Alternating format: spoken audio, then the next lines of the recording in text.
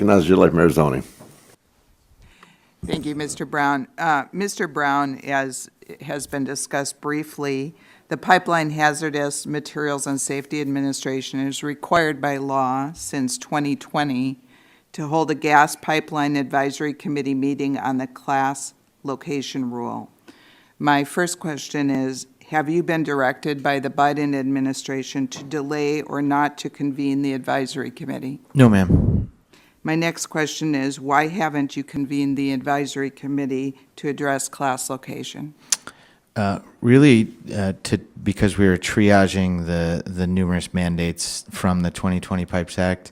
But we did schedule a meeting, and that meeting went 5 full days, actually more than 5 full days, because we went past each day. So we've rescheduled that. We've continued that work into March, and it is scheduled for March. Thank you. Would the agency also concur that completion of the rule would benefit the environment, as it would eliminate up to 800 million cubic feet of natural gas releases annually due to a class change pipe replacements? I believe the proposal has identified those benefits. I can't speak out of turn before the committee reviews that rule and before we draft the final version of it, but there are benefits identified in the proposal. Thank you. What assurances can you provide the committee that PHMSA is prioritizing completion of this rule? Well, we scheduled the meeting along with another priority rulemaking, so I think that gives indication. But Congress directed us to do it, so we're doing it. Thank you, Mr. Brown. Earlier this year, I introduced a bill entitled Hands Off Our Home Appliances Act. My bill would prevent the Biden administration from enacting harmful regulations on a variety of gas appliances. These regulations would raise costs for Americans and stifle their access to the energy that best fits their needs. In May of this year, PHMSA announced a new leak detection and repair rulemaking, which will impose additional burdensome regulations on the natural gas industry.